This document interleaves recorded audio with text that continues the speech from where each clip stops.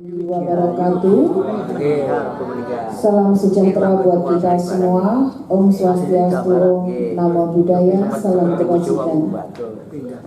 Sugeng rawuh Pak Kepala Dinas Bapak Nugroho.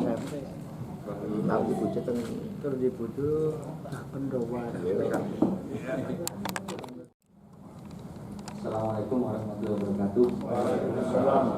Selamat pagi dan salam sejahtera untuk kita semua.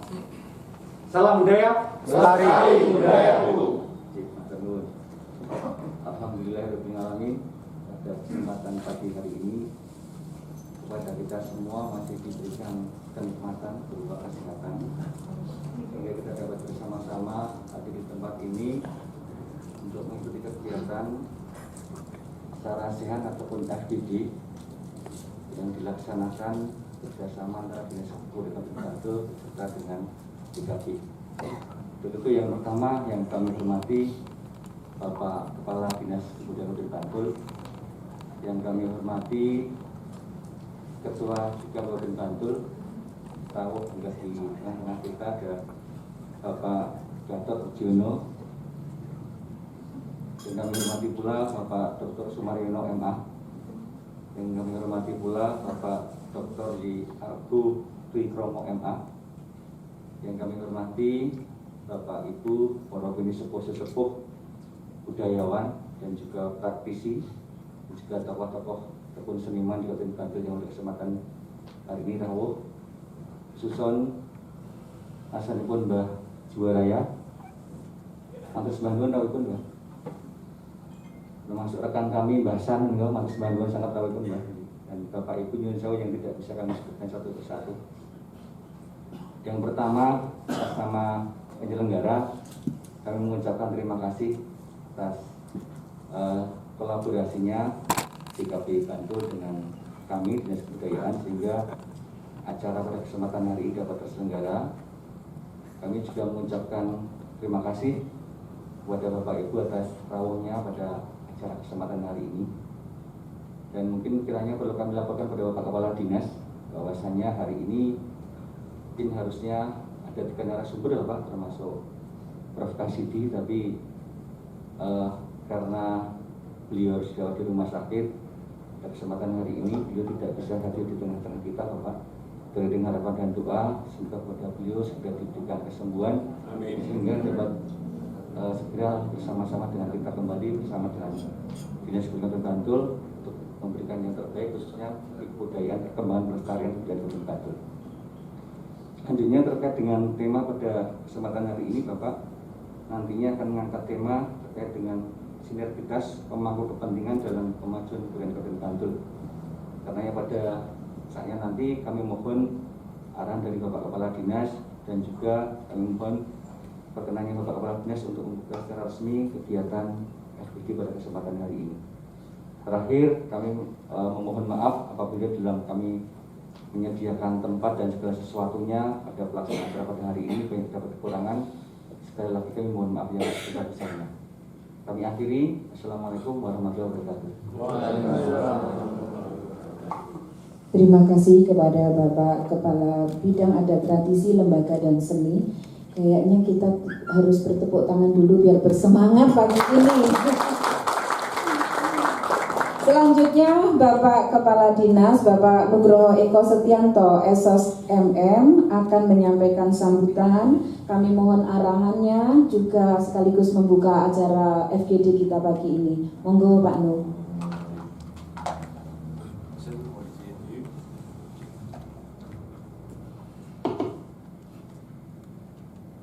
Assalamualaikum warahmatullahi wabarakatuh. Selamat pagi, salam sejahtera untuk kita sekalian. Salam budaya. Yang kami hormati sesepuh kita, narasumber kita, Bapak Dr. Sumaryono MA. Yang kami hormati juga narasumber kita juga Mas Dr. Argo. Yang kami hormati juga Bapak Ibu jajaran Dewan Kebudayaan Kabupaten Bantul.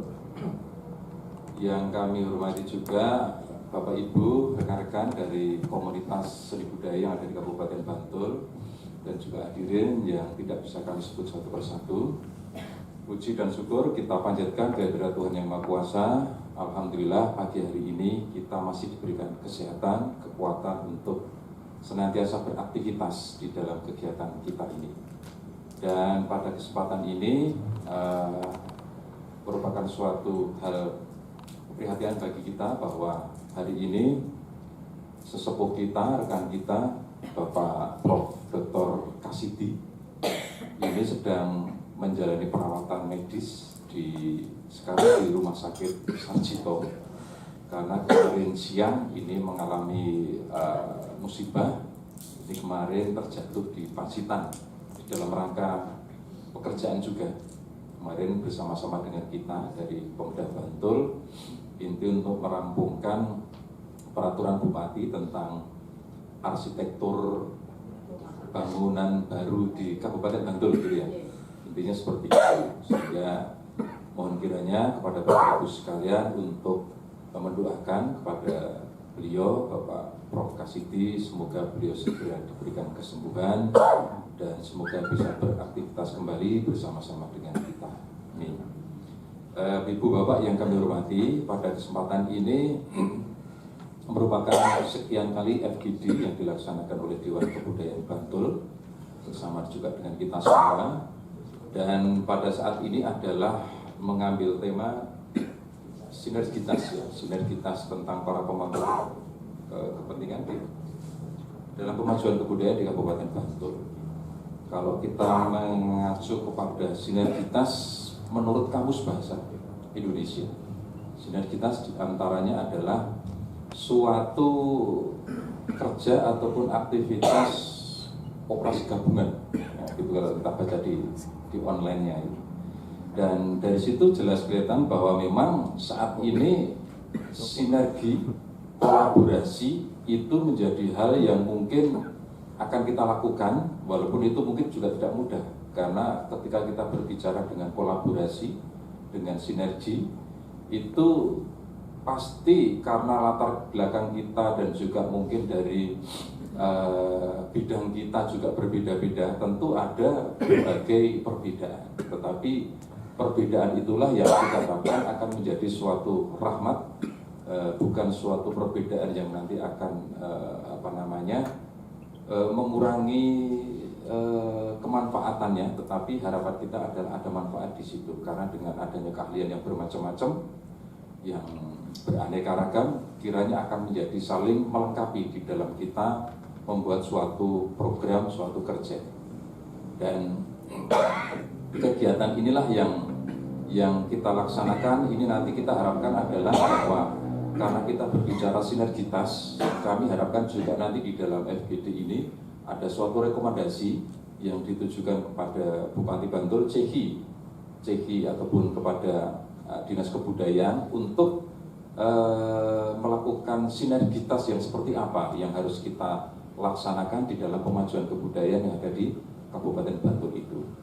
Kemarin saya kira juga sinergitas ataupun kolaborasi sudah kita lakukan, namun demikian juga Bapak-bapak juga mungkin karena sebagai pelaku yang langsung mengetahui tentang aktivitas seni budaya yang ada di Kabupaten Bantul, tentu masih ada beberapa yang mungkin kurang sempurna. Nah, itulah yang kami harapkan nantinya ada rekomendasi di dalam hal itu, sehingga FGD itu membuahkan suatu hasil yang nanti dapat kita tindak lanjuti bersama untuk kemajuan ataupun pemajuan kebudayaan budaya yang ada di Kabupaten Bantul itu. Dan juga kita dengan adanya kolaborasi juga kita mengaturkan selamat yang pertama kepada tim Sendra Tari Kabupaten Bantul. Ini tahun ini mempertahankan juara umum lagi.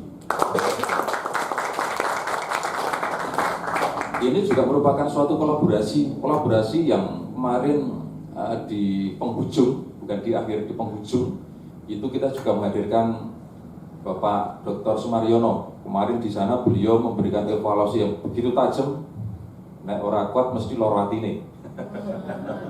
Tetapi ternyata kita semua tim Kabupaten Bantul itu bisa menerima tentang beberapa evaluasi yang dilakukan, sehingga yang kemarin kita lakukan itu akhirnya kemudian ada perubahan-perubahan tentang gerak tari dan sebagainya, sehingga alhamdulillah dengan adanya evaluasi itu, dengan adanya kesadaran bahwa evaluasi adalah merupakan suatu hal untuk perbaikan, ternyata alhamdulillah kita bisa meraih dan mempertahankan juara umum.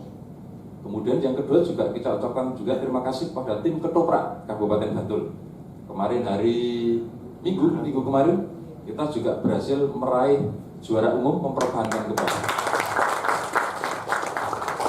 Dan itu juga merupakan kolaborasi juga, nggak bisa kita berdiri sendiri.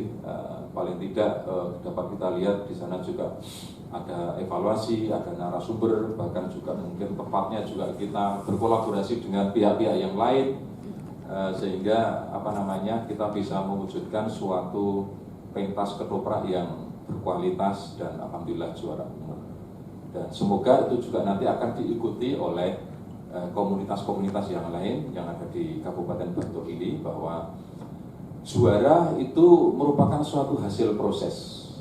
Mungkin bukan suatu tujuan, walaupun juga ada yang menganggap tujuan, tetapi kalau kami memandang itu adalah hasil sebuah proses yang baik.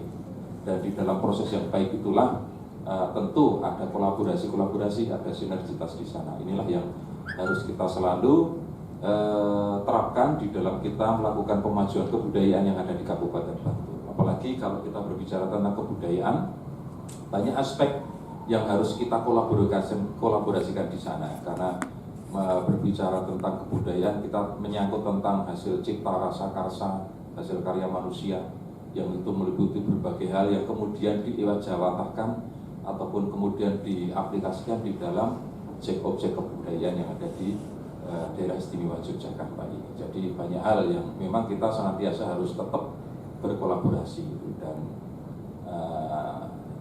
termasuk berbagai hal juga. Kemarin juga Teater ini juga persiapan ini, mohon doanya semoga nanti teater juga bisa meraih juara umum lagi, amin. Dan juga di sana juga ada kolaborasi juga, tidak sekedar teater tapi juga ada pentas wayangnya juga ya, ada mengkolaborasikan dengan itu, sehingga harapan kita sekali lagi bahwa kolaborasi adalah hal yang memang sangat bermanfaat bagi pemajuan kebudayaan, walaupun juga mungkin jalannya tidak sekedar mengatakan bahwa kolaborasi itu mudah, tidak, tetapi itu harus dicapai dengan upaya-upaya, karena harus mengedepankan juga adanya suatu penurunan ego terhadap diri kita masing-masing, terhadap suatu kolaborasi itu untuk pencapaian suatu tujuan. Mungkin demikian beberapa yang dapat kami aturkan ke hadapan Bapak Ibu sekalian. Sekali lagi nanti kami mohon perkenan kepada Bapak-Bapak narasumber untuk bisa memberikan hal-hal tentang kolaborasi ini. Semoga nanti bisa bermanfaat bagi kita di dalam melakukan kemajuan kebudayaan di Kabupaten Bantul. Dan atas izin Bapak Ibu sekalian, dengan mengucapkan Bismillahirrahmanirrahim, FGD Dewan Kebudayaan pada hari ini kami nyatakan dibuka. Terima kasih. Wassalamualaikum warahmatullahi wabarakatuh. Sekali lagi tepuk tangan untuk Bapak Kepala Dinas, Bapak Nugroho Eko Setianto, SOSMM.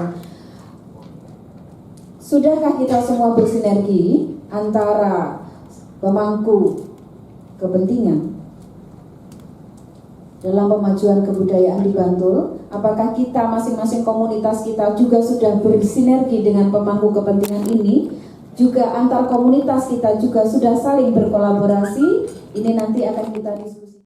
Kepala Dinas Kabupaten Bantul dan juga para peserta FGD yang kami banggakan, dan juga yang kami hormati Bapak narasumber. Dalam kesempatan hari ini, Bapak narasumber kita yang pertama adalah Bapak Dr. Aryo Dwi.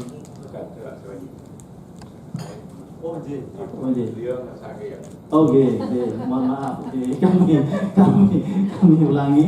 Untuk yang pertama Bapak Dr. Sumaryono MA, kemudian yang kedua Bapak Dr. Y. Argo Dwi Kromo MA. Pada kesempatan hari ini hadir di tengah-tengah kita berdua beliau ini adalah anggota Dewan Kebudayaan Daerah Istimewa Yogyakarta, dan ini tentunya sangat berkompeten dengan tema yang kita angkat dari DKP Kabupaten Bantul. Dan pada kesempatan ini kita tidak terlalu banyak menyampaikan beberapa hal tentang beliau karena beliau sudah sangat dikenal di kalangan seniman di Jakarta. Baik, untuk menghemat waktu yang pertama atau sesi yang pertama kami aturkan kepada Dr. Sumaryono. Waktu kurang lebihnya 25 menit, Pak. Terus Kurang. bisa ditambah. Kurang itu cuma 30.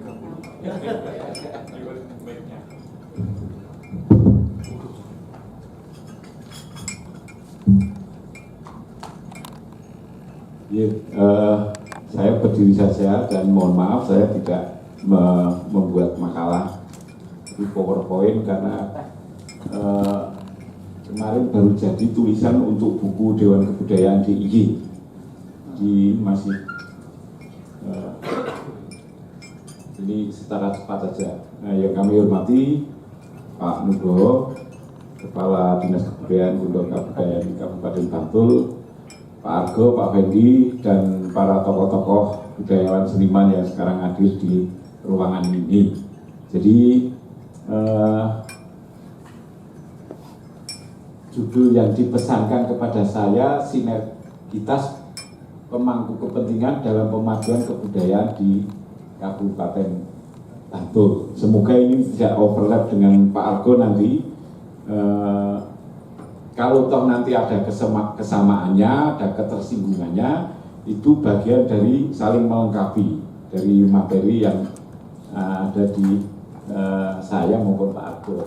Jadi latar belakangnya, jadi implikasi berlakunya Undang-Undang Nomor 13 Tahun 2012 tentang keistimewaan daerah istimewa Yogyakarta. Ini kan terasa sekali ya setelah adanya undang-undang itu. Dan kebetulan sejak awal, walaupun saya tidak terlibat secara langsung, tetapi saya menjadi untul saja di proses tahun pertama itu di bulan November, yang kebetulan dari Gubernur ngesot dalem ke Amerika. Saat itu Pak Kepala Bapeda, Pak Tabib, itu sampai nggak bisa tidur karena terus berkomunikasi dengan Pemda DIY dan dengan Jakarta. Yang itu terbalik kan, jadi hari kerja di Indonesia di sana kan malam, jadi Pak Tabib tidak tidur semalam itu sehingga 2 hari sakit, lalu kemudian tidak bisa mengikuti kunjungan ke Bapak Gubernur ke beberapa daerah. Lalu kebudayaan merupakan salah satu bidang garap dari 5 pilar sebagaimana diamanatkan dalam Undang-Undang Nomor 13 2012 tersebut. Nah, 5 tahun kemudian lahir Undang-Undang Nomor 5 Tahun 2017 tentang pemajuan kebudayaan dari pusat Jakarta, Kemendikbud saat itu, lalu sekarang kita kenal Kemendikbudristek, yang berlaku secara nasional. Maka tata kelola kebudayaan dituntut harus selaras, senafas, dan seirama dengan isi Undang-Undang Nomor 5 Tahun 2017 tentang pemajuan kebudayaan. Istilah pemajuan kebudayaan juga lahir muncul di dalam undang-undang ini, yang sebelumnya saya kira kurang populer, dan saya secara pribadi juga belum mengenal istilah pemajuan. Biasanya kan memajukan kebudayaan, tapi di dalam undang-undang ini muncul istilah pemajuan kebudayaan. Nah, implikasi itu bermacam-macam. Implikasi yang sebelumnya mengelola APBD, APBN gitu, atau khusus di DIY itu APBN dari tingkat 1 sampai di kabupaten dan kota itu mindsetnya kan mindset korpri, mindset proyek, mindset apa ya PNS gitu. Tapi begitu adanya undang-undang keistimewaan, itu ya rada gawe shock juga kepada para ASN, para PNS saat itu.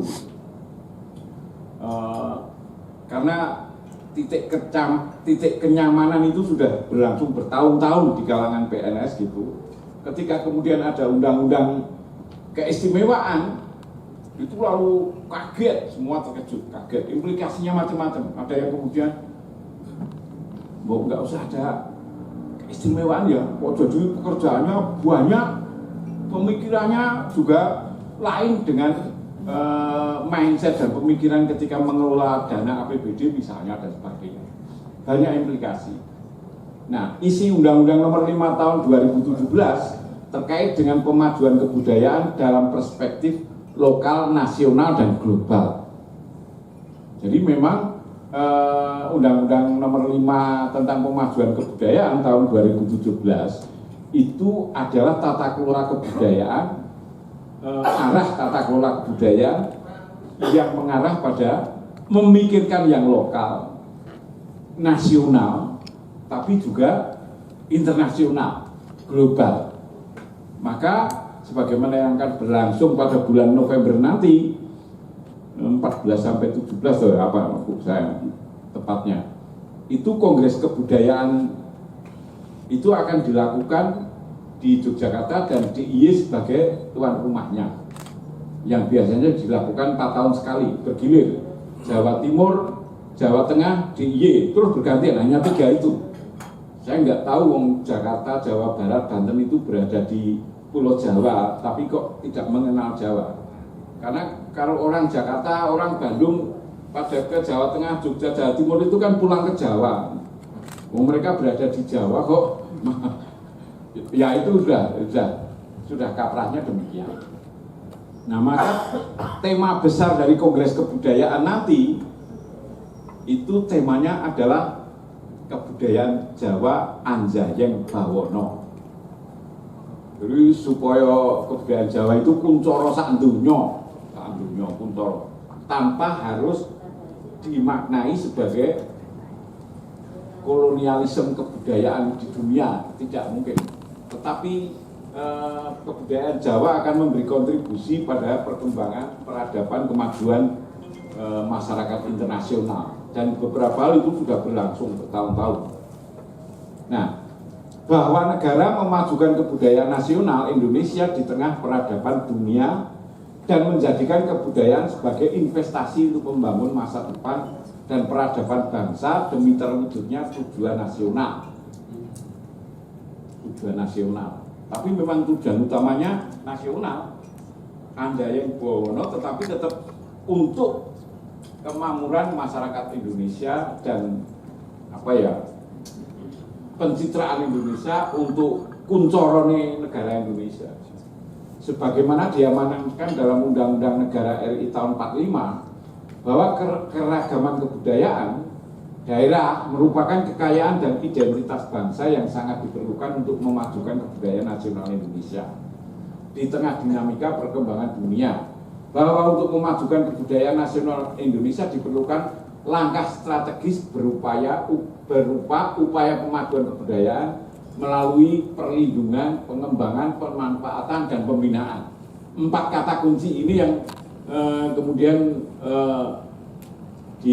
disosialisasikan, dikomunikasikan, yaitu perlindungan. Perlindungan itu mungkin boleh pelestarian, lalu pengembangan, pemanfaatan, dan lalu kemudian pembinaan. Nah, perlindungan, upaya pelestarian untuk menjaga orisinalitas nilai-nilai suatu seni budaya agar tetap hidup, berkembang, dan fungsional di tengah masyarakatnya. Ya memang ini wacana ini sudah sering terjadi. Warisan kekayaan seni tradisional, seni budaya tradisional yang sudah tidak relevan dan mungkin sudah tidak dikehendaki oleh masyarakatnya, ya ditinggalkan. Jadi itu konsekuensi logis dari sebuah kemajuan. Kemajuan itu pasti didahului dengan perubahan. Nah, lalu pengembangan, merekayasa suatu seni budaya agar senafas dengan kemajuan peradaban masyarakat dari tingkat lokal, regional, nasional, dan internasional. Pengembangan juga berarti penyebarluasan, anjayeng di berbagai level. Anjayeng. Jadi misalnya yang paling kecil itu misalnya nek Baduy yo wis anjayeng sediye dan itu berasal dari Sleman. Itu udah. Riau wayang itu wis Anjayeng dikenal di tingkat DIY asalnya dari Bantul. Lang Mondrowanoro satu-satunya yang konsisten hidup berkembang di Bangun Jiwa oleh Pak Suharyo. Jadi apalagi tingkat nasional.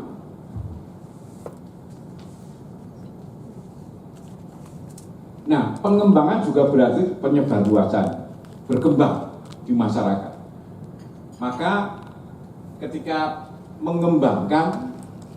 pengembangan itu pasti satu bermakna mengembangkan artistik estetikanya sehingga berubah bentuknya menjadi lebih baik.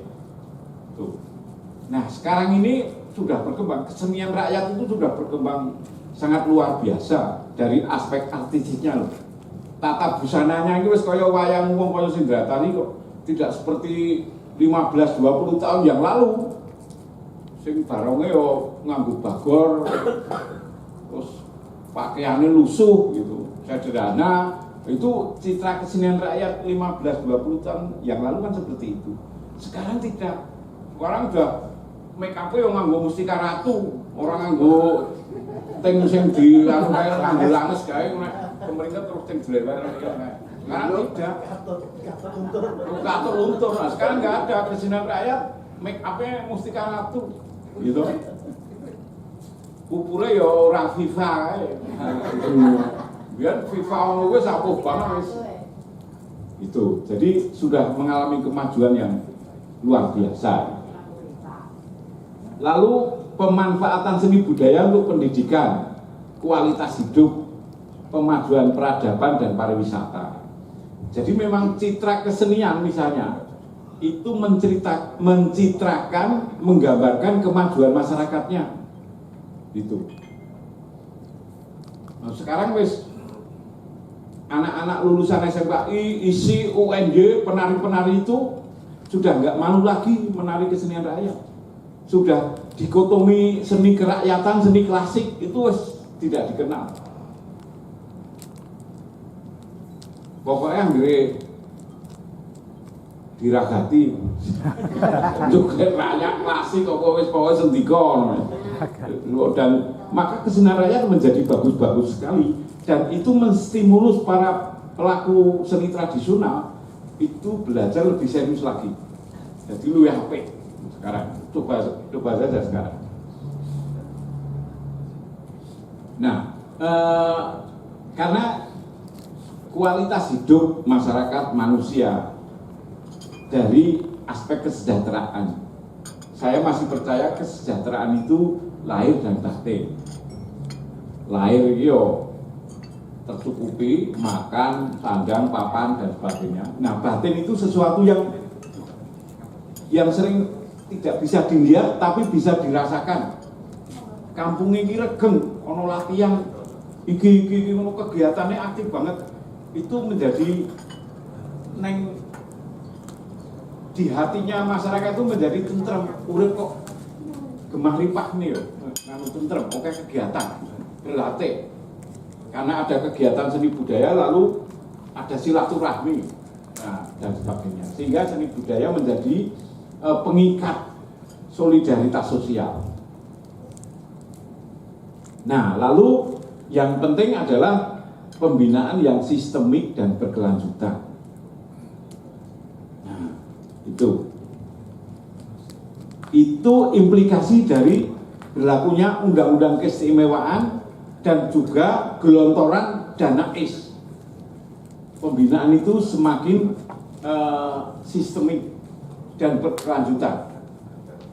Jadi maka ada peristiwa tahunan, festival tahunan dan sebagainya dari tingkat kecamatan sampai tingkat kabupaten. Nah, intinya pemajuan kebudayaan yang bisa dimengerti dan diterima serta memberi manfaat kepada masyarakat. Nah, pemajuan kebudayaan itu harus bisa dimengerti dan diterima serta memberi manfaat kepada masyarakat. Pemajuan kebudayaan yang tidak memberi manfaat kepada masyarakat itu bisa ditolak. Itu bisa ditolak. Tahun 70 antara 70 sampai 75 yang namanya Sardono Wikusumo, itu seorang penari tokoh Hanuman di Ramayana Prambana ketika masih muda. Lalu kemudian dia seorang penari klasik yang baik. Tetapi jiwa revolusionernya, dia tidak betah di Solo karena menguno-nguno baik. Akhirnya dia ke Jogja berapa tahun. Nah, itu berkenalan dengan W.S. Rendra, Bagong Sudiarjo, Wisnuwardana, dan sempat menjadi mahasiswa asing. Tapi ya orang betah, masih belum mencapai seperti apa yang diinginkan, lari ke Jakarta. Wah, dia lalu bergabung di Taman Ismail Marzuki dengan seniman-seniman se-Indonesia. Nah, satu ketika dia ingin memajukan budaya tari. Dia membuat karya tari yang namanya Samgita Pancasona. Itu lahir Sugro Subali karo Anjani, Warso Buasi. Pakaiannya sederhana sekali, mengkoyo nganggo capet dan sebagainya. Dan ketika setting panggungnya itu selangkangan ibu-ibu ini arep melahirkan kae. Jadi Anjani Warso Buasi ini metu jedul saka bolonganku dan settingnya kakinya besar sekali. Ming awake ora ketok. Nah, hasilnya apa? Itu ditolak oleh masyarakat Solo, dibandemi, diteriaki, bubar, sampai dilempari apa yang ada di sekitar situ. Itu pemajuan kebudayaan, pemajuan seni yang ditolak oleh masyarakat. Walaupun dalam perkembangannya para seniman Solo sekarang menjadi pengikut alirannya Sardono. Karena perkembangan peradaban. Nah, perkembangan peradaban, kemajuan masyarakat itu tidak seiring dengan perkembangan keseniannya. Kadang-kadang bisa yang masyarakatnya tertinggal, bisa yang keseniannya yang tertinggal. Kenapa Bagong Sudiarjo lebih terkenal daripada Pak Wisnu? Karena pada 57 ketika sepulang dari Amerika, dia mendapat beasiswa dari Rockefeller di sana, lalu sampai di Jogja tahun 57 Pak Bagong mendirikan PLT Bagong Sudiarjo, Pak Wisnu Akademik Balet Wisnuwardana. Pak Wisnu itu pokoknya ke barat-baratan karya-karya tarinya. Pak Bagong juga demikian. Tapi tahun-tahun berikutnya Pak Bagong sadar, nek ini terus aku ditolak. Akhirnya Pak Bagong memanfaatkan unsur-unsur tradisi untuk menciptakan tari-tari yang disebut kreasi baru. Dan Pak Bagong yang diterima, dan Pak Bagong yang lebih terkenal daripada Pak Wisnu. Tapi Pak Wisnu itu putra Pangeran Surya Diningrat dari cucu Habib VII. Itu ideologinya kuat sekali. Suka tidak suka terserah. Pokoknya saya berbuat seperti ini. Itu. Memang pemajuan kebudayaan itu ya ada yang diterima, ada yang ditolak. Lalu memahami bahwa semua yang hidup pasti mengalami perubahan pada setiap fasenya. Perubahan, merubah dan merekayasa harus membawa kemajuan dan kualitas yang lebih baik. Nah, titik persoalannya itu pada perubahan itu. Bahwa semua mengalami perubahan. H1 sampai H10 itu selalu memperbarui, bahkan menciptakan budaya serimpi lakon wayang yang baru pasti sebagai monumental. Maka ada istilah serimpi Pandilori, hiasan Habibie, lalu wayang wong apa itu? Pengbolon, wayang wong pengputu, wayang wong ketujuh itu tidak menggunakan irah-irahan, tapi semuanya menggunakan belakon. Jadi wayang orang menggunakan irah-irahan, gelung, teropong itu baru mulai Habib 8. Berubah, berkembang, semua berubah. Karena menurut Bu Edi Setiawati, semoga juga tertangani dengan baik, karena Bu Edi Setiawati berita pagi ini masuk ke rumah sakit, tapi memang sudah tua, sudah mantan Dirjen Kebudayaan. Jadi sesuatu yang tidak berubah itu mandek, atau bahkan dikatakan mati. Oh saiki Mondor Wanara wis mati, ora ono sing uri-uri kok. Nah, ternyata masih Pak Juara. Banyak kan seni-seni kita yang kemudian mati. Nah, ini tantangan untuk melindungi dan melestarikan tadi. Maka sesuatu itu pasti berubah. Kita aja berubah kok suka bayi nganti umur semene. Kita kan berubah. Seni budaya juga pasti berubah. Persoalannya adalah dalam konteks pembinaan mau berubah seperti apa? Berubah lebih maju atau berubah lebih jelek atau mundur? Maka kita kan melihat tari modern atau sesuatu yang modern ini karpe kemajuan ini malah mundur, ternyata lu apik sing tradisi ini misalnya. Maka perubahan merubah merekayasa itu mestinya idealnya harus membuat sesuatu menjadi lebih baik daripada sebelumnya.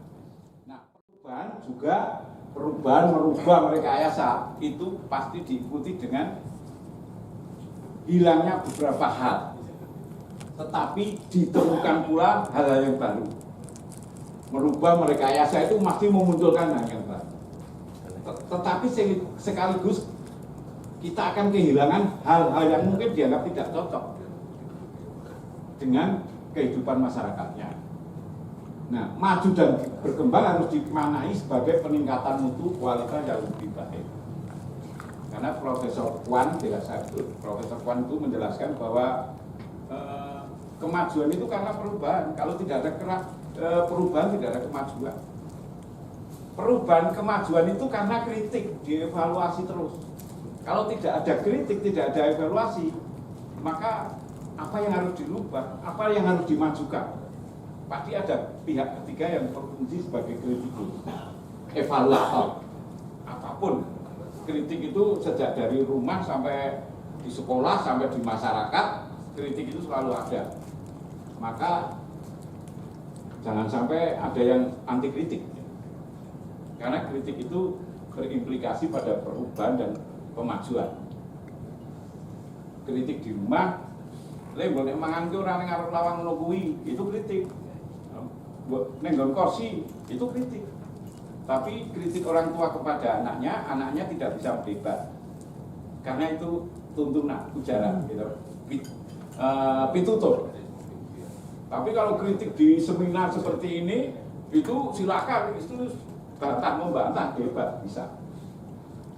Nah, strategi menyamakan persepsi di kalangan pemangku kepentingan agar kemajuan kebudayaan memberi rasa bangga sebagai identitas lokal, regional, nasional. Lebih dari itu, pemajuan kebudayaan bermuara pada kesejahteraan masyarakat. Intinya kesejahteraan masyarakat. Undang-Undang Keistimewaan nomor 13 tahun 2012, Undang-Undang Pemajuan Kebudayaan,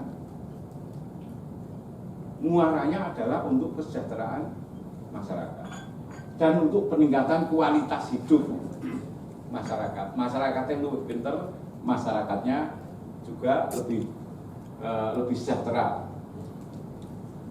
Tapi persoalannya kenapa menurut statistik tingkat kemiskinan di DIY itu masih tinggi. Nah, kadang-kadang statistik itu kan digawe mungkin 3-4 tahun sekali. Sementara perubahannya, sing berubah maju ini kadang-kadang wis ora tercatat. Apa meneh nek menyangkut BLT, dinas sosial itu wis data niki data wis 5-10 tahun yang lalu sing wis mati wae itu. Gitu, karena pendataan statistik itu kan juga butuh ragam, setiap tahun ya ora mungkin.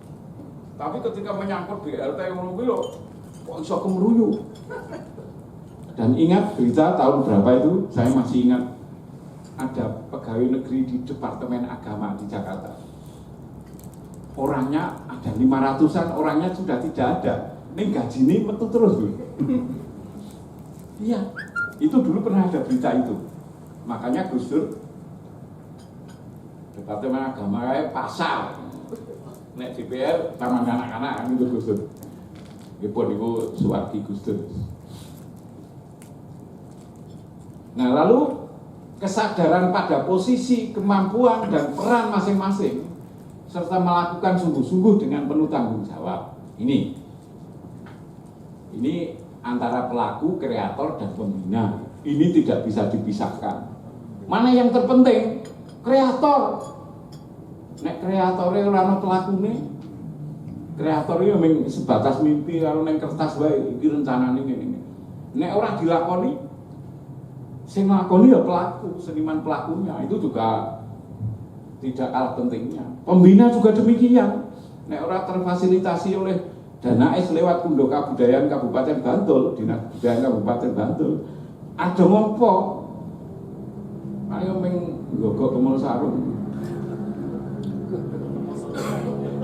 Dengan segala plus minusnya lo ya. Di Gunung Kidul itu sekarang nek rasulan yo wis nganggo proposal Dana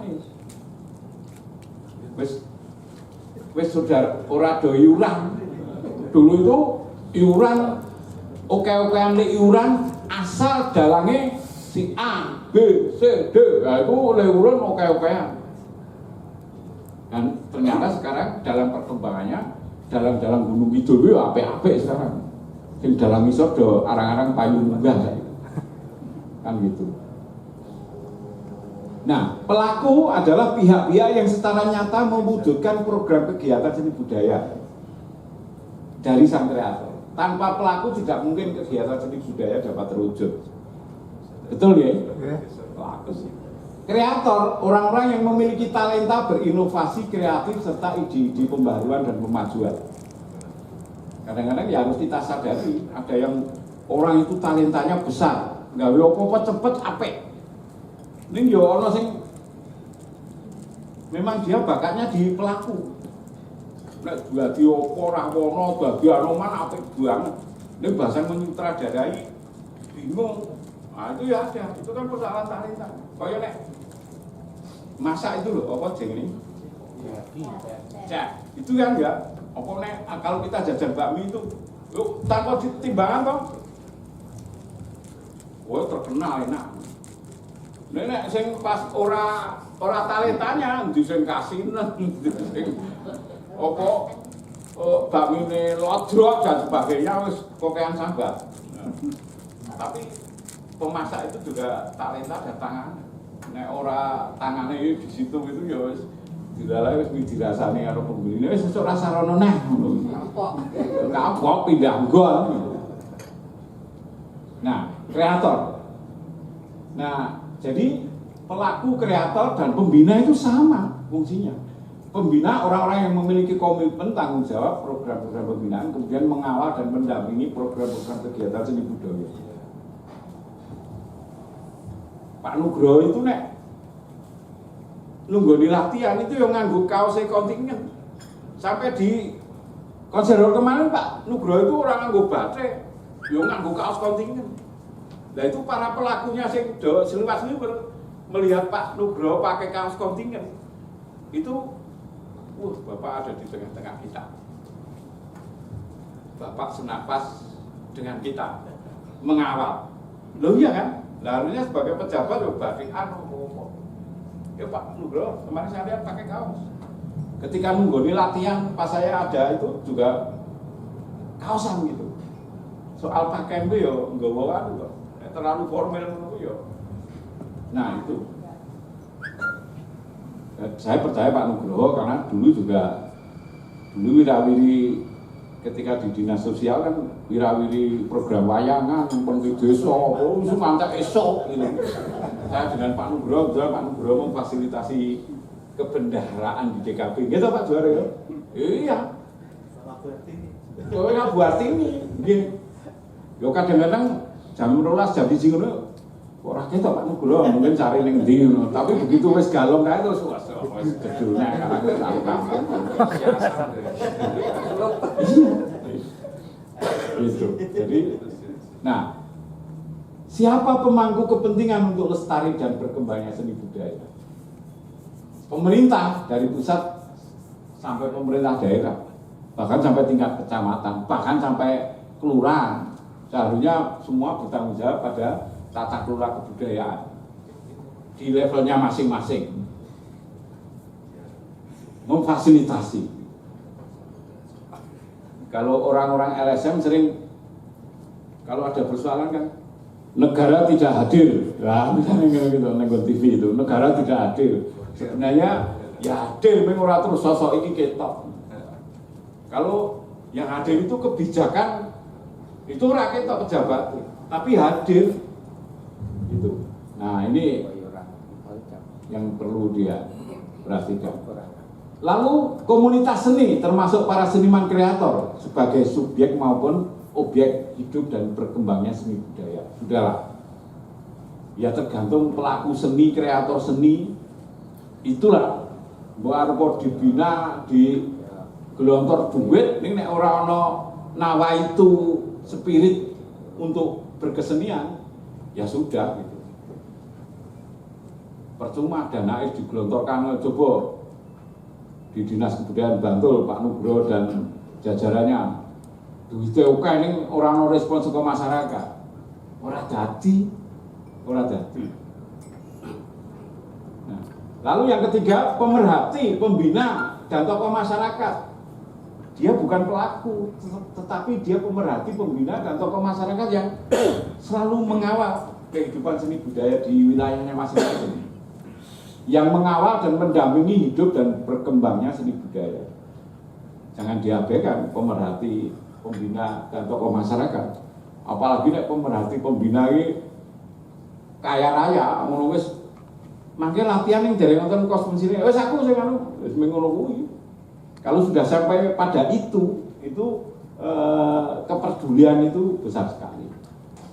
Lalu masyarakat umum sebagai pemilik dan pendukung atas keberadaan seni budaya di wilayahnya perlu menumbuhkan, mendorong sense of belonging, raos handar beni.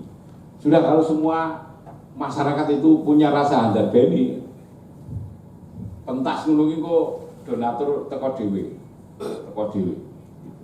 Tetapi tantangannya nek masyarakat wis ora cocok dan menilai kesenian yang ada itu wis ora relevan, ya masyarakat mungkin akan meninggalkan itu. Berikutnya. Nah, sinergi, wah ini kuliah sak semester disingkat jadi 20 menit. Sinergi dari bahasa Yunani, sinergos, yang artinya bekerja bersama-sama. Sinergi adalah suatu bentuk dan suatu proses atau interaksi yang menghasilkan suatu keseimbangan yang harmonis sehingga bisa menghasilkan sesuatu yang optimum, maksimal. Tadi sudah didahului Pak Nugroho. Pak Nugroho katanya buka online ya, buka Google ya. Nah itu pemajuan kebudayaan. Okay. Nah lebih jelasnya adalah bergandengan tangan saiyek saekokati melakukan suatu kegiatan untuk menghasilkan sesuatu yang maksimal. Itu juga tidak mudah, membutuhkan toleransi, membutuhkan kesabaran, tidak menonjolkan egoisme pribadi. Tadi diilustrasikan secara baik oleh Pak Nugroho. Angel, bekerja sama itu angel. Nah, kerja sinergi menuntut kesepahaman, pengertian, dan memahami posisi serta peran fungsi masing-masing dalam bekerja bersama tersebut. Sudah. Bagian keuangan ya keuangan, sekretariat, bagian koreografer ya koreografer, penari ya penari, sutradara, ketoprak, sutradara, semua berlangsung mengerjakan posisi masing-masing. Itu sinergi akan berhasil. Artinya secara gradual masing-masing memiliki tanggung jawab di posisinya masing-masing, di fungsinya masing-masing. Gitu. Itu angel. Sebuah organisasi itu bisa bubar hanya karena ada masalah di persoalan ini kok, ketergangguan di masing-masing bidang. Berikutnya.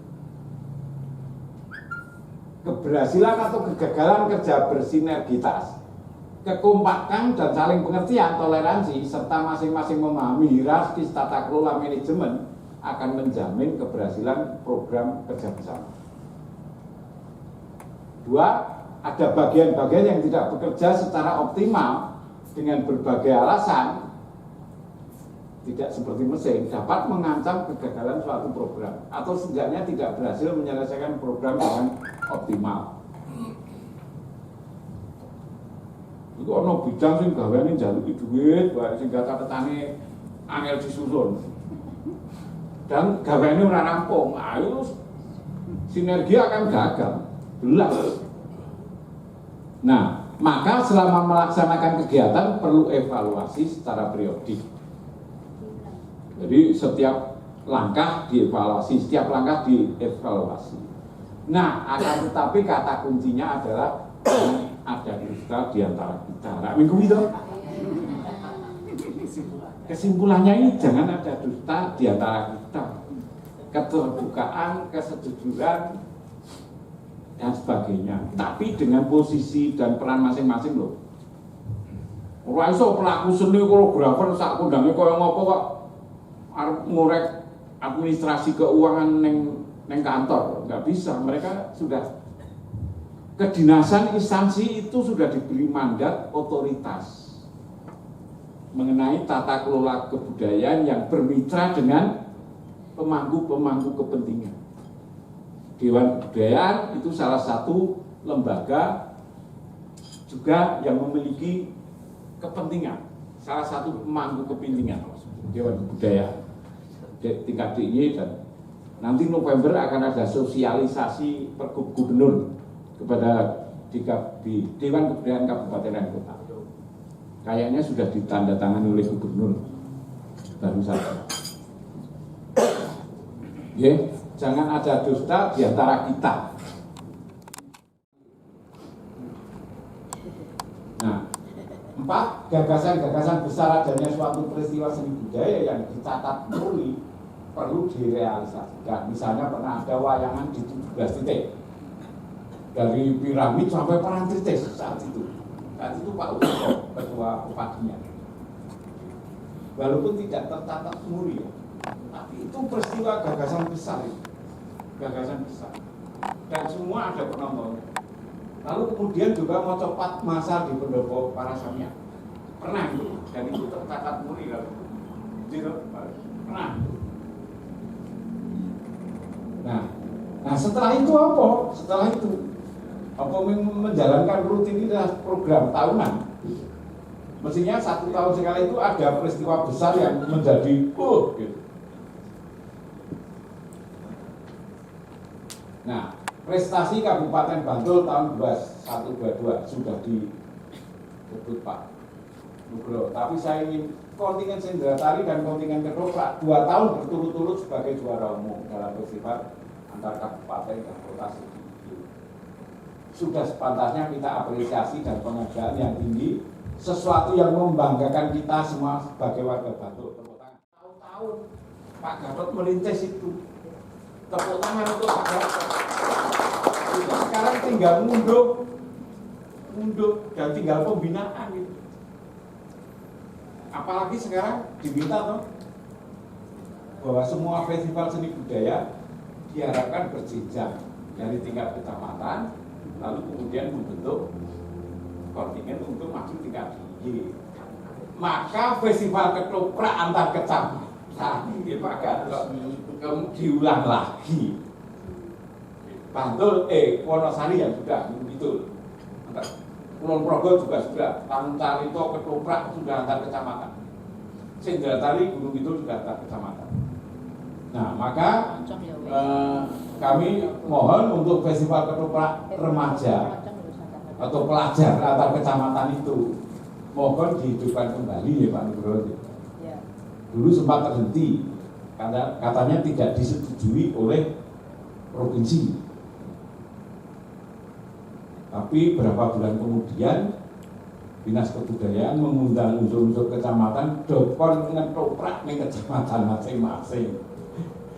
Tapi bukan format festival. Artinya dana untuk festival mungkin ya bisa. Nah, maka lalu kemudian kan tadi ada jangan ada dusta di antara kita. Mencewu ini juga kritik. Nah, Saya kira bukti konkret dan contoh keberhasilan bekerja secara sinergis antar pemangku kepentingan, suatu keberhasilan yang terukur dan terakuntabilitas, maka semoga tahun depan dapat mempertahankan posisi juara umum, sehingga trofi Festival Sendera Tari dan Ketoprak itu menjadi milik trofi tetap Kabupaten Nganjuk. Ya. Jadi untuk yang tahun depan itu lebih berat lagi. Kalau semua bersinergi dengan baik dan memang seekokatif bersinergi untuk menjadikan trofi itu menjadi trofi tetap di Bantul. Dan itu sesuatu yang membanggakan dan kemudian elok ini Bantul itu teman-teman Gunung Kidul, Sleman.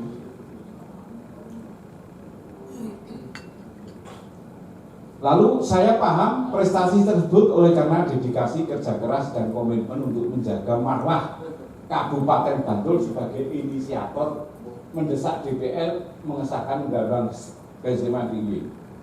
Jangan lupa, Bantul 70 bis semua berpakaian Jawa datang ke DPR Senayan Jakarta untuk mendesak keistimewaan tinggi.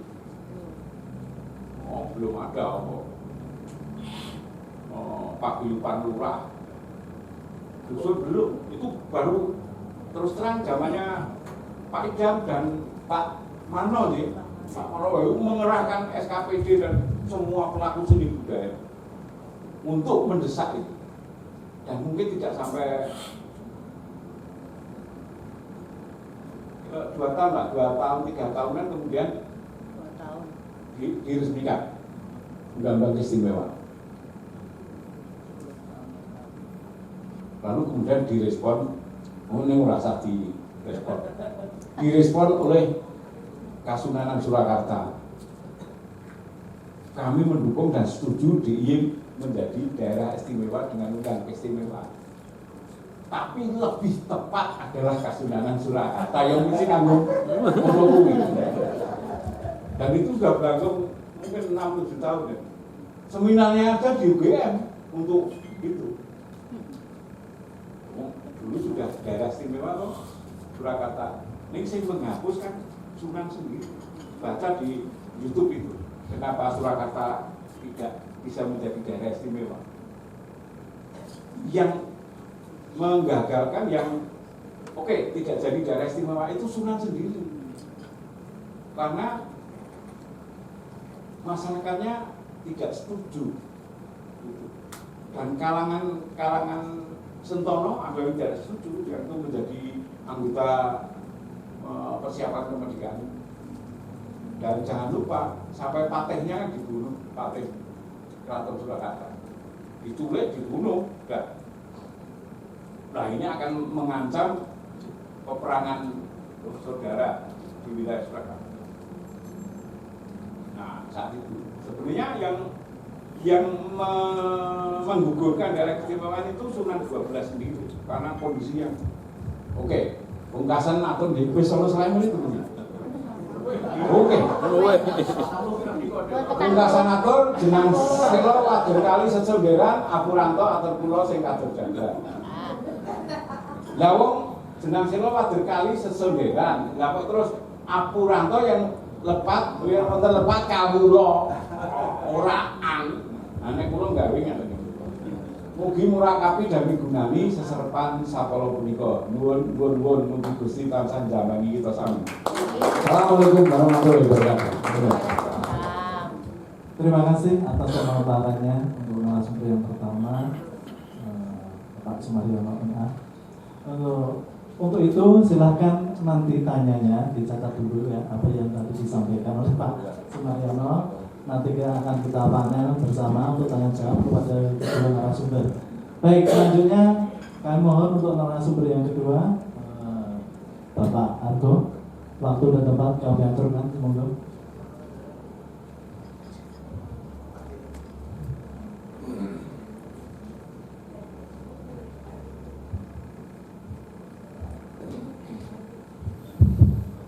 Jadi matur nuwun dan nyuwun sewu Bapak Kepala Dinas, nyuwun sewu kadang kula sepuh Bapak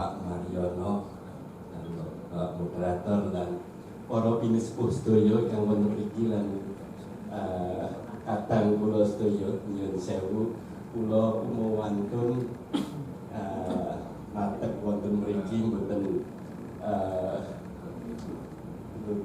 napa nggih kula ngurui napa ning kita sesarengan monggo kita pikiraken kita gagas pripun manggenipun pagesangan ing kathah mantul niki. Assalamualaikum warahmatullahi wabarakatuh. Sejahtera untuk kita semua. Karena saya tuan rumah, narasumber tuan rumah juga berdiri, saya juga akan gaya. Kalau tidak berdiri nanti gimana ya toh?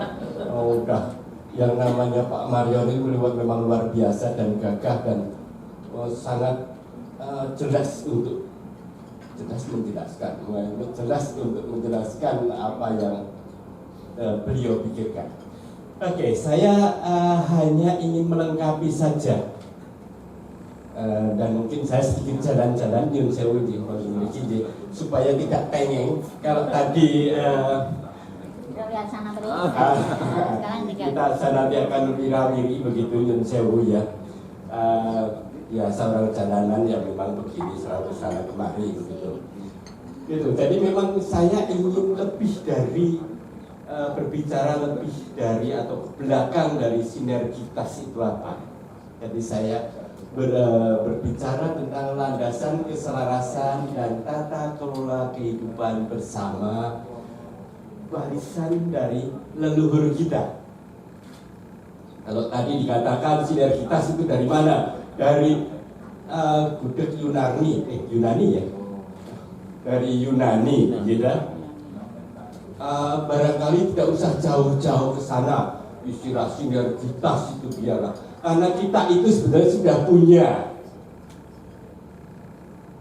dari warisan leluhur kita, yang barangkali kita lupa atau tidak legowo atau kita sibuk dengan kemajuan zaman, kemudian tidak peduli lagi dengan nilai-nilai lokal bangsa atau saya biasa mengatakan karakter bangsa kita, warisan leluhur, gitu ya.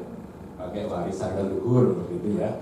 Bukan berarti kita yang dulu-dulu itu selalu baik ya, tetapi ada esensi-esensi yang luar biasa bisa kita sandingkan, bisa kita selaraskan, padu serasikan dengan kemajuan zaman ini, nilai-nilai itu. Sorry, saya lupa membawa pointer sehingga saya tidak nyetak-nyetik sendiri. Gitu. Jadi karena apa? Katanya kalau di undang-undang pemajuan kebudayaan itu ketika kita ngomong tentang kemajuan kebudayaan itu kan meningkatkan upaya untuk meningkatkan ketahanan budaya dan kontribusi budaya Indonesia itu di tengah peradaban dunia. Nah, kita itu sekarang ada modernitas, ada globalisasi. Lalu kita mau kemana? Apakah kita itu diam?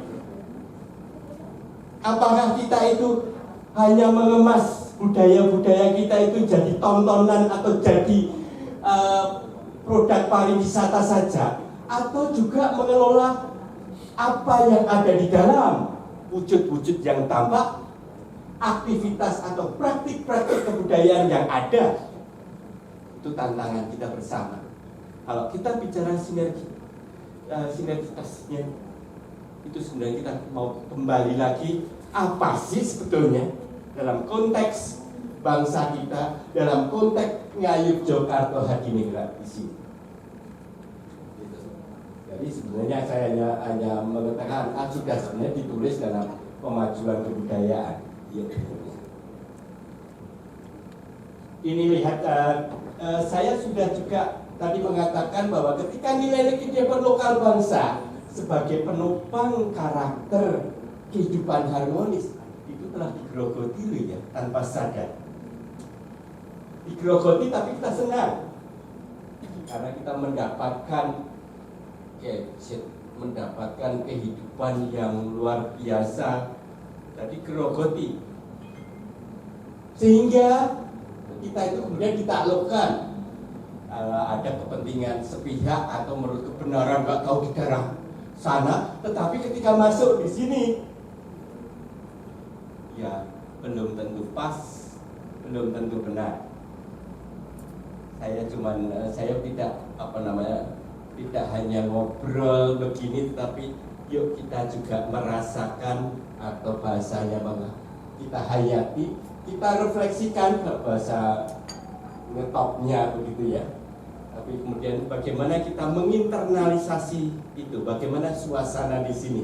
Kita banyak ribut, wah kita pengen maju, silahkan maju, silahkan dengan modernitas atau globalisasi, silahkan kehidupan juga maju. Tetapi apakah juga nilai-nilai atau esensi kehidupan warisan leluhur atau karakter itu juga kita rawat, kita rumah?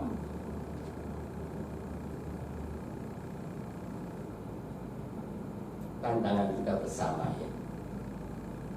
Ini karena FGD seharusnya saya tuh ngobrol enak banyak begitu, tapi formatnya sedikit kayak ceramah, jadi ya saya tetap mengikuti.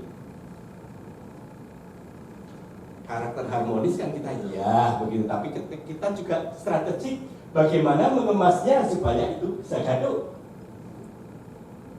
Saya tidak tahu apa karakter harmonis itu masih banyak loh tersisa, atau ya maaf kalau bahasa saya kurang enak ya, tersisa atau masih kita miliki walaupun sepenggal. Injih monggo pripun. Nah itu kan ya dalam tanda petik mungkin orang mengatakan itu basa-basi, tetapi kadang basa-basinya ada yang basa-basi positif. Tidak semua basa-basi itu negatif. Malah dipakai iklan Sampur Remai lagi, bukan basa-basi.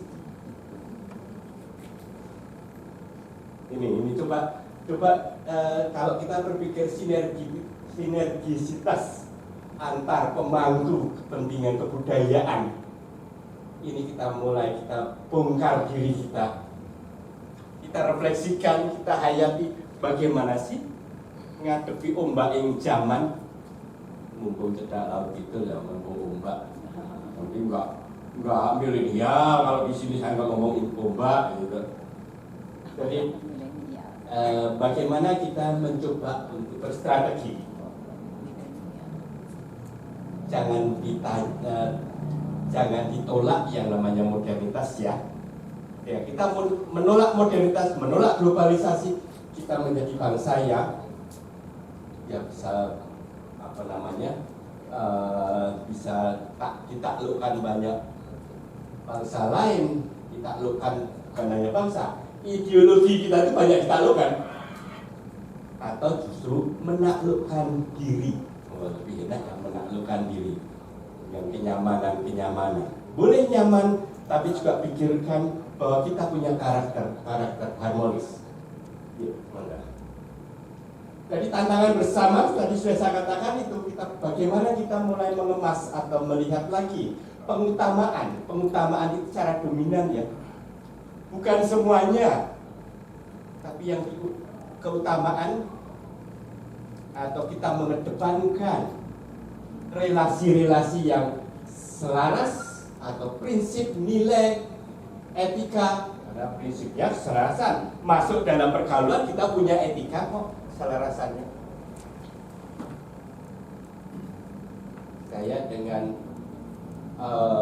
Bapak di sini yang belum kenal, saya keselarasan saya begini.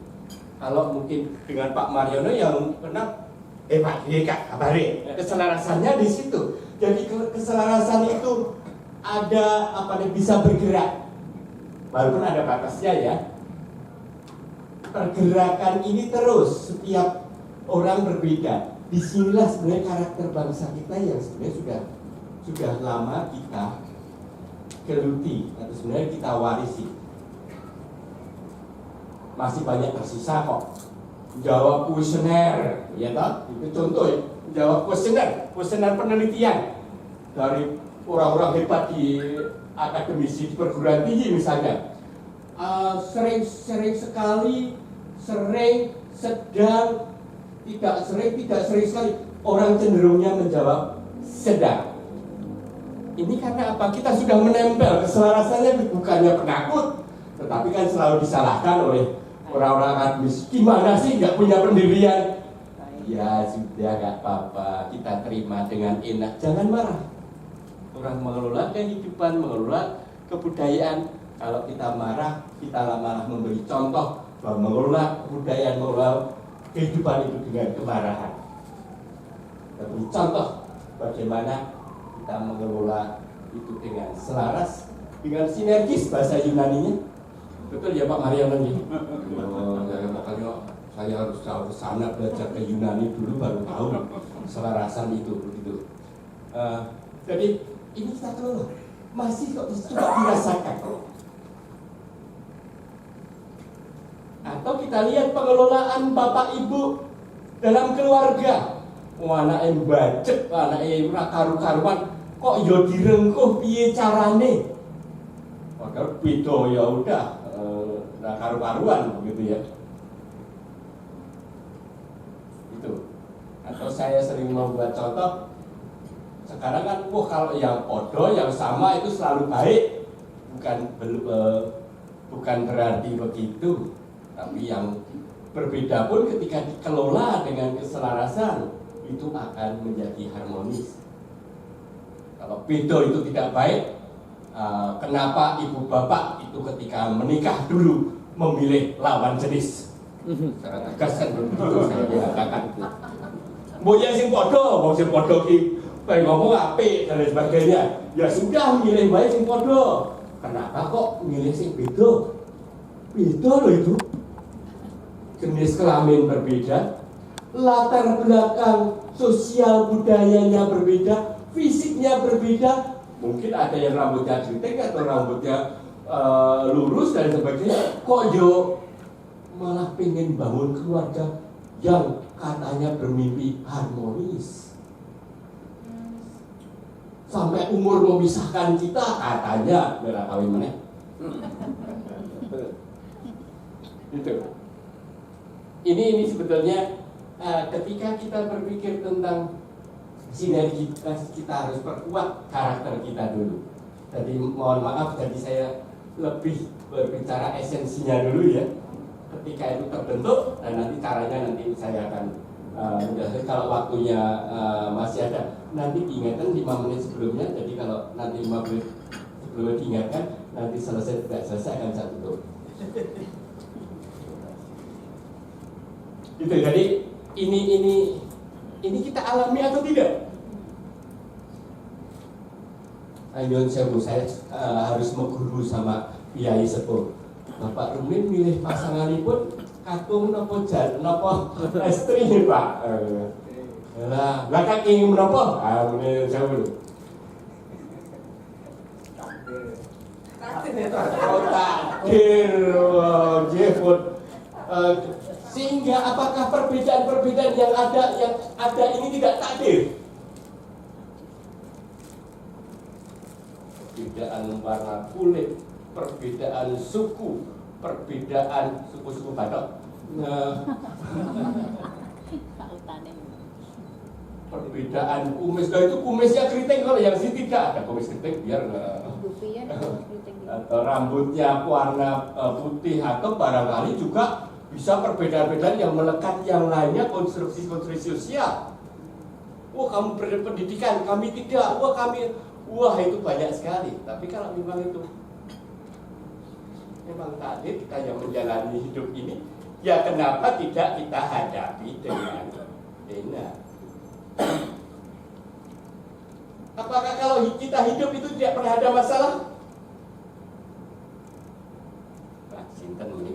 Mungkin sedikit ada FGD-nya katanya walaupun sedikit tak isi ya. Tidak pernah ada masalah ketika kita hidup? Pasti banyak masalah. Pasti banyak masalah. Ada konflik? Ada. Oh dalam hati kita sendiri ada konflik kok. Tapi persoalannya ketika kita menjadi bangsa yang luhur, bangsa yang peradabannya tinggi, bagaimana kita bisa mengelola masalah? Bagaimana kita bisa mengelola konflik itu dengan baik tanpa menyakiti orang lain. Budaya kita seperti itu atau tidak?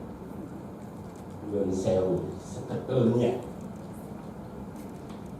Ya memang dulu itu memang ada banyak konflik ada, tetapi sebenarnya yang dominan ya tidak semuanya ya. Pengutamaan orang hidup itu seperti itu atau tidak dalam budaya kita? Siapa tahu saya salah. Sinten monggo iki abadi. Nyun sewu jeneng kang nganu enggak mego bener apa nggih. Wah, malah berkasak iki.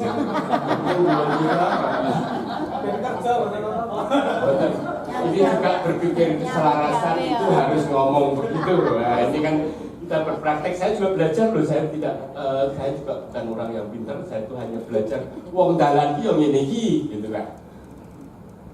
Tadi pertanyaan apa? Ada yang mau jawab nggak tadi? Tadi yang jawab?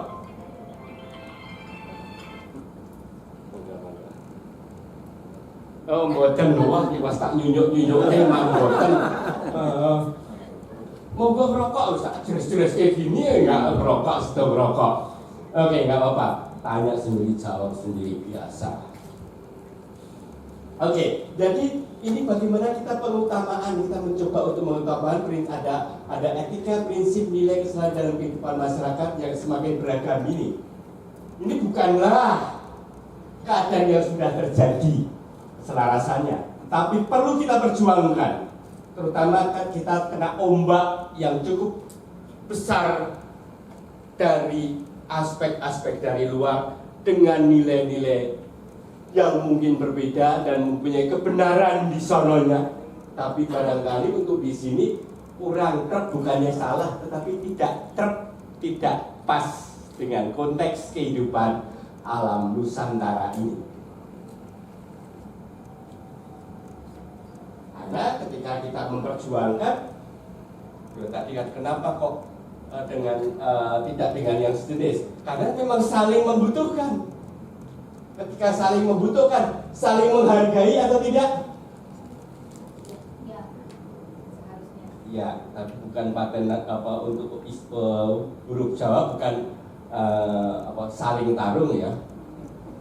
Utuh. Oh, tidak. Oke, jadi memang kita mencoba ada relasi selaras itu perlu dijalankan keutamaan dalam hidup ini. Kalau hanya dipikirkan cukup berat. Barangkali ada yang berpikir juga tidak mungkin. Ini dari Bapak Pinuspo saya ingin belajar. Susah untuk menerapkan keutamaan, keselarasan, keharmonisan.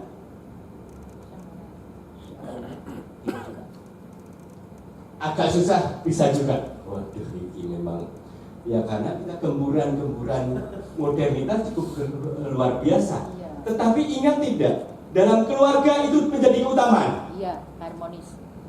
Jadi selaras. Kita mencoba terus berjuang supaya keluarga kita harmonis. Padu karo bojo dhewe bisik-bisik kok anake ben ra ngerti, tambane ben ra ngerti. Itu menjaga tidak. Nyuwun sewu. Pak Mariono. Saya ya sok padu. Tapi bagaimana caranya mengemas menyelesaikan dengan baik. Berarti bisa atau Pak? Tidak berat atau Pak? Sangat bisa. Wah, ini gimana saya dengan Bapak-bapak coba bisa nggak? Oh bisa, luar biasa. Saya jadi bingung tadi bilang tidak susah kok sekarang, terus bilang bisa ketika ditunjukkan dalam keluarga bagaimana keharmonisan dalam keluarga itu. Ketika kita berpikir sinergis, bisa tidak kita perluas pada masyarakat sekitar dulu.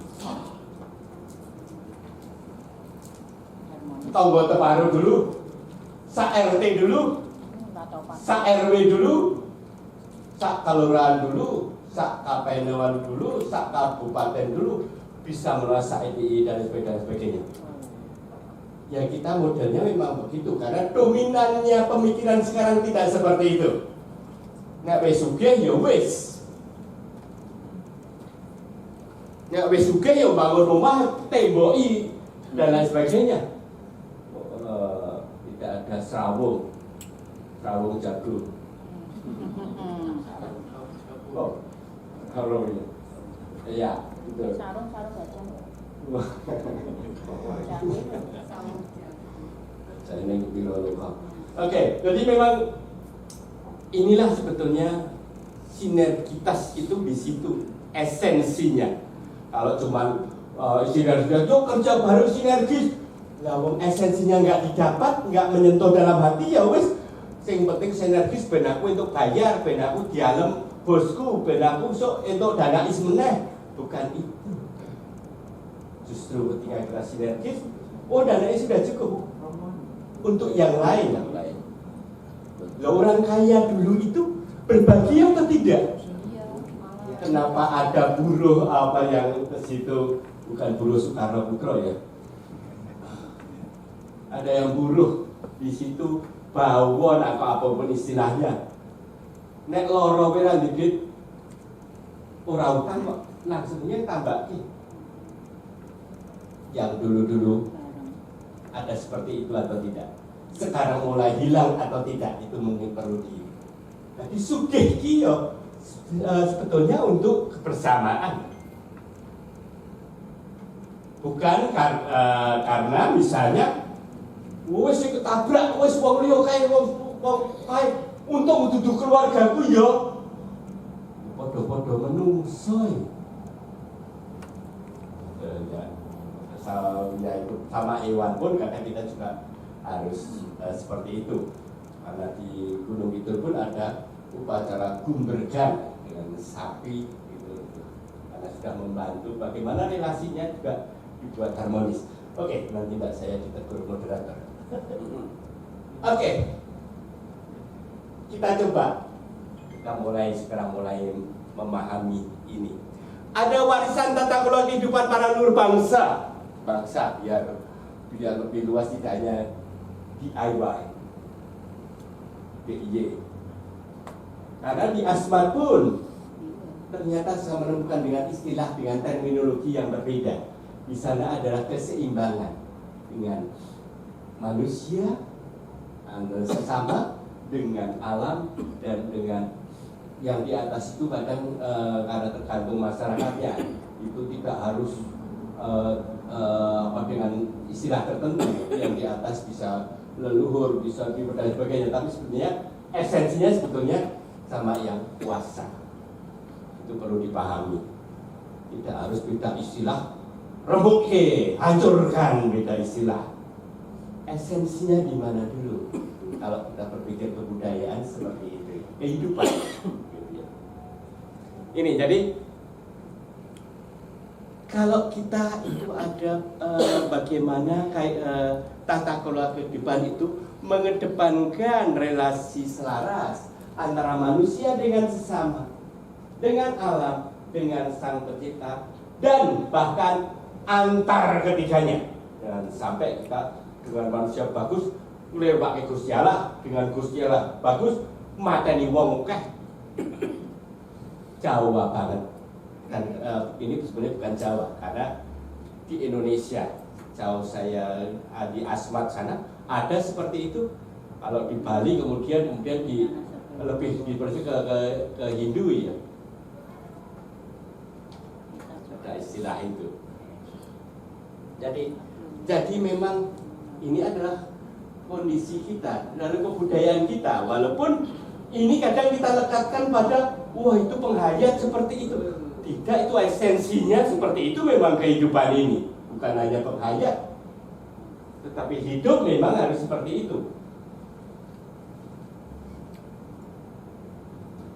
Saya sering mengatakan apapun makanannya, minumnya tetap botol sosro.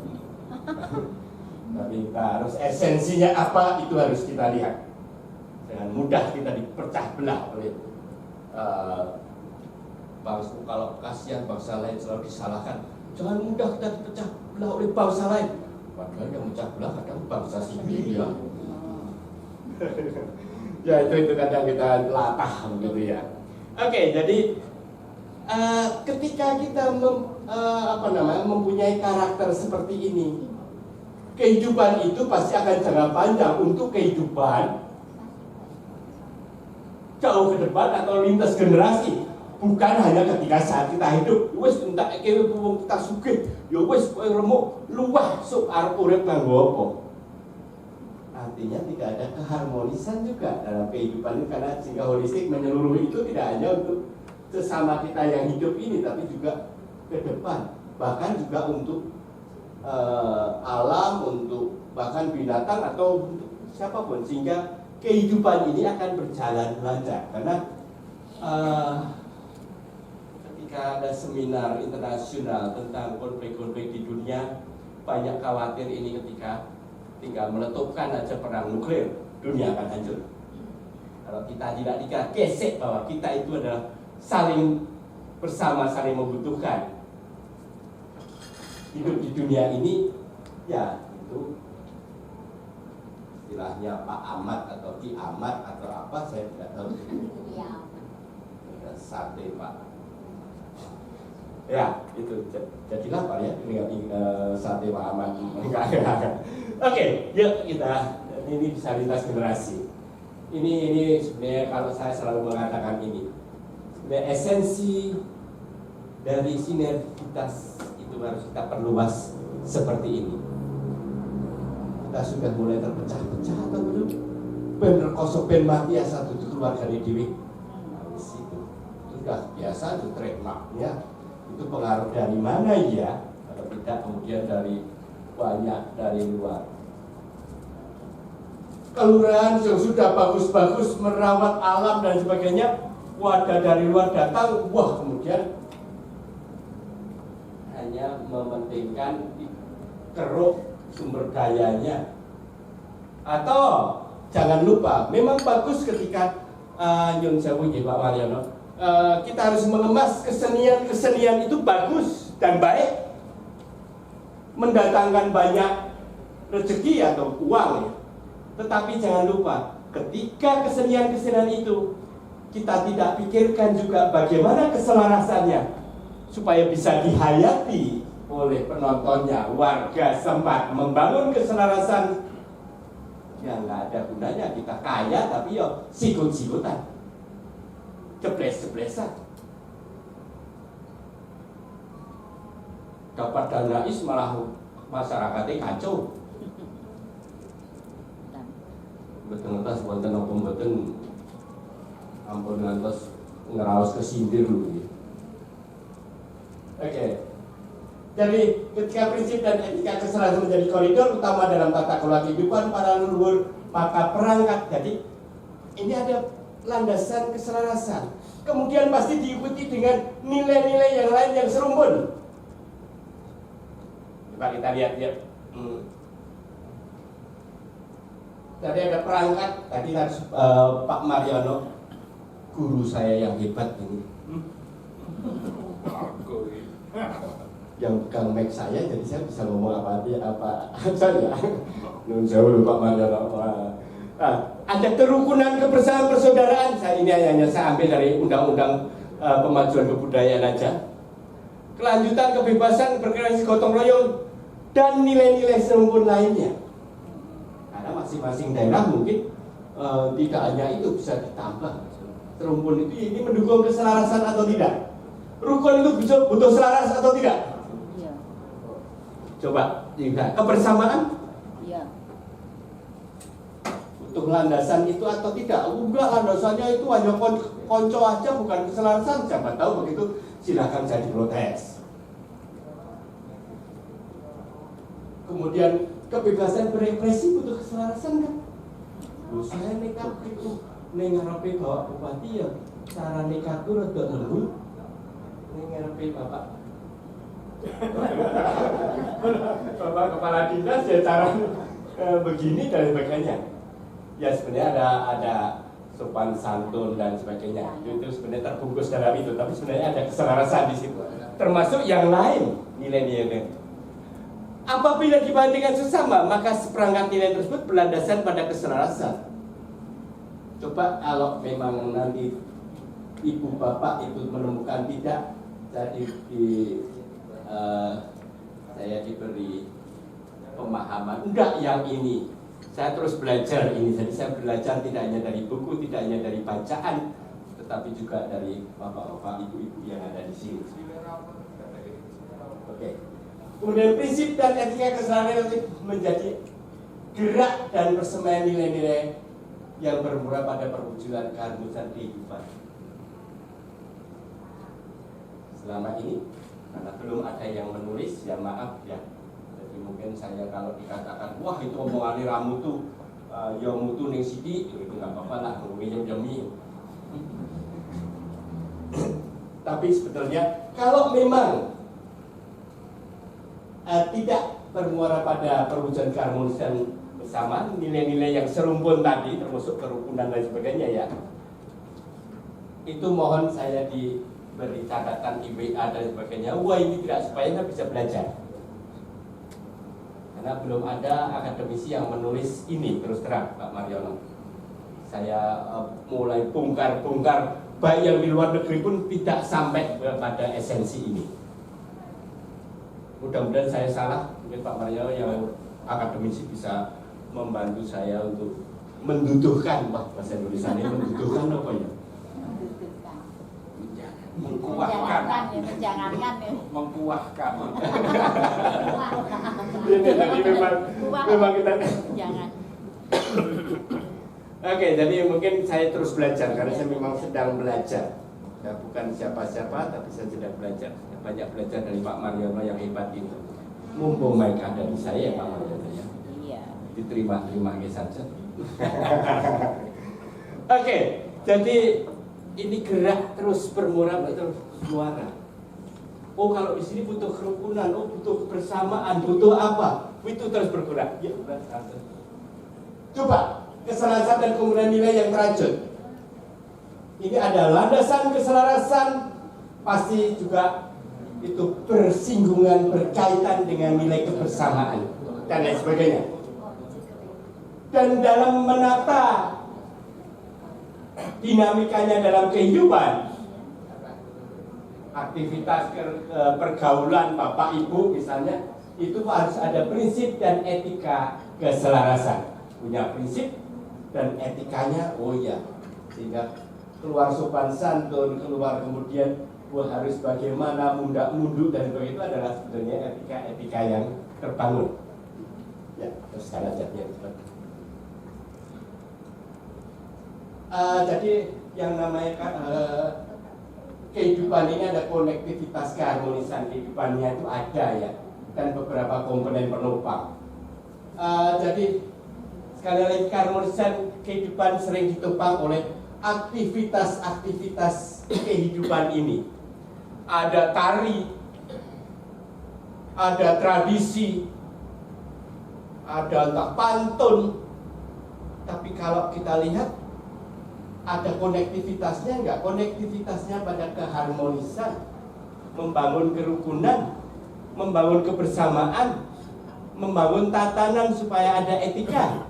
Jadi dulu itu kalau mendidik anak itu tidak hanya diomongin, wah kue mbok ngene, orang kue pak ngene pak, mbok aja tidak pak ya, mbok gitu, mbok sana, atau bahasa Betawi dah sana, dah sini, tidak coro-coro, udahmu, juga yang seperti itu. Tetapi dipraktekkan dalam kehidupan nyata. Oh iya ya, gerak kok aku mlebu ruang iki kok yo ayem ya, gitu ya. Yang tadinya tuh saya mau membunuh Mas Pur di sana kok jadi nggak jadi. Wes di agak diarukan aja ya. Tadi saya yang tadinya mau marah kok tidak jadi. Wah ini ada loh ya. Dalam gerak tari, dalam gerak apapun, entah dalam simbol keris, begitu ya. Manunggaling kawula Gusti. Nah, simbol-simbol ada dalam kehidupan kita itu dipraktekkan sehingga tidak perlu ngomongin kita sudah, oh iya betul truk, oh betul pas, bukan truk gandeng loh ya, truk gandeng bawa pasir. Oke, jadi ini pada esensinya bisa kemudian ada tari, kebiasaan, kepercayaan, omongan dan sebagainya. Saya sering mengatakan istilah yang kadang sekarang dianggap tidak bermutu aja, padahal bermutu banget ya. Mono ya mono, ning aja mono. Itu ya gitu, tapi mbok jangan gitu. Ya wis kamu tuh jadi pejabat, lurah atau apa, ning mbok ya aja ngono. Lah kowe iki ya jadi anak buah ning mbok ya kowe rantranya, misalnya ya aja ngono. Kan begitu ya. Ini sesuai dengan porsi dan kedudukannya masing-masing. Kalau porsi bakmi godok enak banget, ya kan? Jadi memang inilah sebenarnya tertanam di situ. Ada nilai-nilai keselarasan dan perangkat atau rumpun. Yang satu rumpun tadi sudah ada di situ. Nah, itulah sebenarnya dalam undang-undang kemajuan kebudayaan sebenarnya yang nanti dinamakan adalah ekosistem. Tapi kita tidak sampai ke sana. Sukarela. Yang luar biasa. Tapi ini pasti ada gaduh aneh, begitulah. Wong hidup pun ada gaduh aneh kok ya. Tinemuning jodoh, tinemuning usoko, nah itu kan benar jodoh, begitu ya. Dan lain sebagainya. Rindu Jakarta ya. Oke. Oh iya. Oh iya. Berapa orang rombongan tak beritahu? Oke, jadi inilah itu pun sebetulnya dalam rintu seni dan sebagainya dan karya lama dan baru ya, bukannya kita hanya masalah yang dulu-dulu. Itu saya juga pernah dikritik oleh sang seniman kondang dan Pak Mariono ya. Itu gimana kok ngurusi yang dulu-dulu saja? Bagaimana kalau kontemporer yang baru ini? Yang baru pun ketika ada ranah, ada nuansa keharmonisan, keselarasan, ada nuansa untuk membina kerukunan, kebersamaan. Ya kenapa justru tidak dikoneksikan dengan yang lama? Sehingga ini ada transformasi lagi atau juga reformulasi. Oke ya, kita sudah hampir. Ini sebenarnya kalau tadi antar pembangun kepentingan itu kan ada negara. Ini hanya contoh saja. Tidak semuanya. Ada lembaga adat, tadi ada lembaga non pemerintah, ada kehidupan masyarakat modern dan global, tapi juga ada masyarakat lokal. Kenapa selalu dipertentangkan? Tetapi tidak dicari esensi kehidupan sehingga ada, saya menggunakan istilahnya yang di panitia, kesinergisan, keselarasan di sini sebetulnya. Nah, saya mau tanya, gampang atau susah? Jadi kalau bilang susah, saya beri contoh ini kok bisa? Oh iya bisa jangan sampai begitu. Jadi ini sebenarnya bukan sesuatu yang baru, tapi Bapak Ibu semuanya itu melakukan dalam konteks sehari-hari, walaupun mungkin barangkali tidak disadari banyak, ya disadari tapi dikit, gitulah. Saya sebenarnya tidak ada gunanya di sini sebenarnya, karena ya sudah ada kok dalam kehidupan Bapak Ibu semuanya kok. Untuk apa saya ngomong di sini? Saya hanya memberikan ini loh banyak ruang-ruang yang sebenarnya bisa kita lakukan. Oke? Nah, ini kehadiran negara, ada ruang keberagaman dan pengembangan nilai, ekspresi praktik kehidupan harmonis dan sebagainya. Itu juga sebenarnya perlu kesinergisan. Kita berbeda-beda. Ada istilah kalau negara kita berbeda persatu juga, tapi tidak hanya mandek di situ. Bagaimana kita perjuangan untuk ada keharmonisan kehidupan. Yuk lagi. Coba esensi kehidupan bersama atau ketika Bapak Ibu dulu mau menikah atau yang belum menikah mau merencanakan nikah. Membangun hidup bersama di antara perbedaan-perbedaan. Tidak hanya jenis kelamin ya. Ekonomi kaya miskin juga kadang berbeda. Martabatnya juga berbeda. Rasulullah mengatakan martabat istimewa atau tidak. Kalau istimewa itu dengan telur, kalau tidak istimewa itu tanpa telur.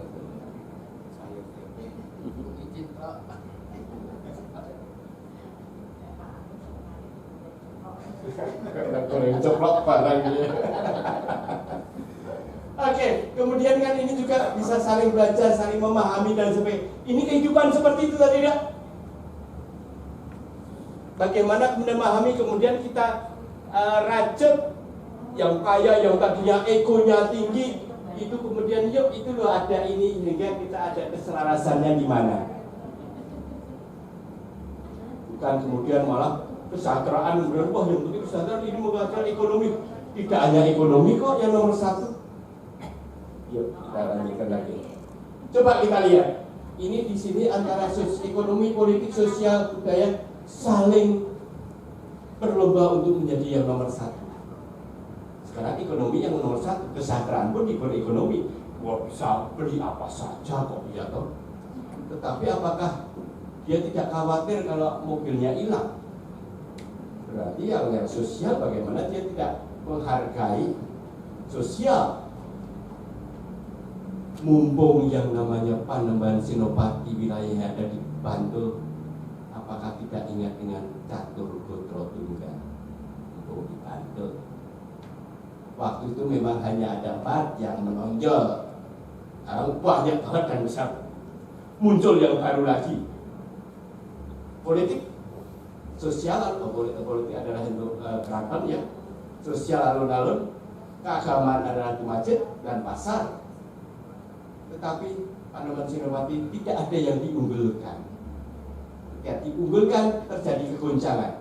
Sekarang ekonomi nomor 1 kan sebenarnya ya bingung. Iya tidak naik kok diukurnya nggak duit terus.